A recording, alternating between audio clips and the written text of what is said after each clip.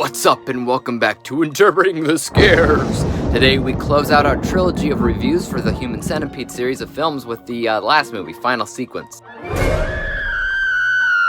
If you saw my review for the last film, you know that it kind of left me in a bit of a bad way. It was the most vile, disgusting film I had ever seen, and the prospect of watching another of these movies, well, let's just say I was trepid at the thought of it. In fact, I would have probably rather went and lived in a copse than watched this final film, but such is life, right? Let's get cracking. This review is brought to you by the word of the day, cops, a small group of trees. The Human Centipede final sequence introduces us to a prison system led by the vile and disgusting Bill Boss, a man who, no matter how violent he gets, cannot control his prison inmates. He beats them, cuts them, burns them, castrates them, and even loses his cool by killing them every so often. He just can't get a handle on them. That is, until his associate gives him an idea. Create a human centipede from every inmate in the prison like the one seen in either the first or second movie. That way, costs of housing the inmates goes way down, and as a given bonus, you have a number of inmates unable to resist you. Just like the last two movies, this movie tries its darndest just to be gross and vile,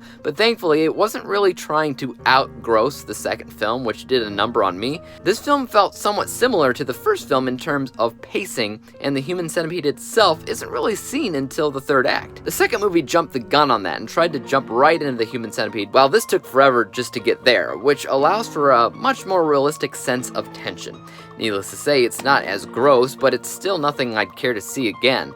Let's look at some positives. The smartest and most clever part of this film, and honestly trilogy, is the fact that the movies themselves act like they're part of an actual human centipede, because the main character in the second movie was watching the first movie, and so it was meta, and the main character of this movie, the third movie, was also watching the second movie, so he was also meta, but maybe even more meta than the meta scene in the second film, if that makes sense. It's metaception. That alone was pretty smart, and it was very much unique to the Human Centipede name and identity. I know that if Tom Six ever ends up making a human caterpillar film, as he promised to do one day, it'll probably also start off with somebody watching this third movie, and in that respect, these movies could go on for eternity. Another great thing that this movie has to offer is recasting a number of actors from the first two movies in different roles, since this is also operating kind of like an anthology of sorts. So you had the mad scientist from the first film as the warden of this prison, and it's freaking ridiculous. He's all dressed up like he's a cowboy, and are you gonna believe that he's really a southern guy? Not at all. The film also has the main character from the second film as the warden's associate, and likewise, he's trying to do this southern accent thing too, and he's failing miserably, and I mean miserably, but it is nice to see them both in the same film, as it extends the idea that this movie is bigger than the others, as does the concept of just how many people are going to be attached in the centipede, which is supposed to be every single inmate in the prison, so we're talking about hundreds of people this time around. Past that, there's a glimmer of logic behind this film, as it's very subtle as to people's perception of an inmate's guilt, and how they're just this non-manageable community, and how we should just treat them like guinea pigs because they're hardly seen as human beings anymore. That makes sense, as does the argument the film makes that putting them into a human centipede saves the prison on medical bills, housing, food, all while serving as a deterrent to anybody else wanting to get into the life of crime. Heck, they even have a deterrent for the prisoners to never do anything worse that would get them sent to death row, because there's a fate worse than just a human centipede. Again, it's ridiculous and unlikely ever to happen, but this was the first movie in the series to actually have a fraction of logic behind everything. As for the negatives in the movie, I don't know. I mean, other than the general idea that the whole movie was something that has no sustenance and a number of characters that you can't even love to hate, that's all stuff you kind of come to expect. You expect it to be bad and nasty, but is there anything else that stands out as worse than the others?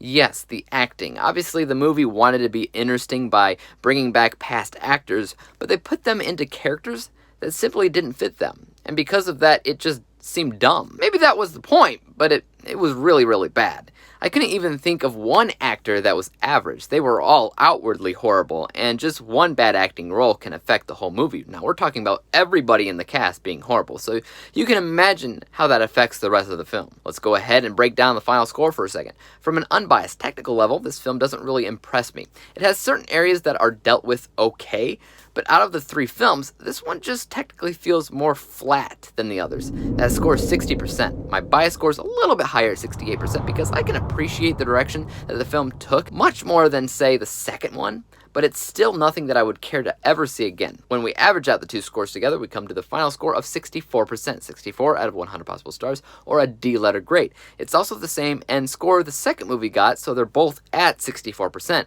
But it's not an exact tie, because between the second and third movie, I think this one is a little bit more entertaining, while the second movie was just made better from a technical vantage point. Meaning I'd ultimately rather watch this movie since it doesn't make me want to throw up. So by a small margin, the third movie is better than the second. But let's hear your thoughts on the Human Centipede 3 in the comment section down below. When it comes down to this trilogy, if you've seen it, which one is your favorite? And where do you place this third one? As for YouTube, you guys know what to do. Hit the thumbs up button if you enjoyed this review, because there's always more like it coming out each and every single day. Hit the subscribe button and bell to be notified when I come out with my ranking video going over every horror film that I saw this month. And until then, peace out. Dave examines movies we just watch for fun. Davey is the expert, he is the #1 critic that I go to when I need a movie pick. Thanks for joining up with us.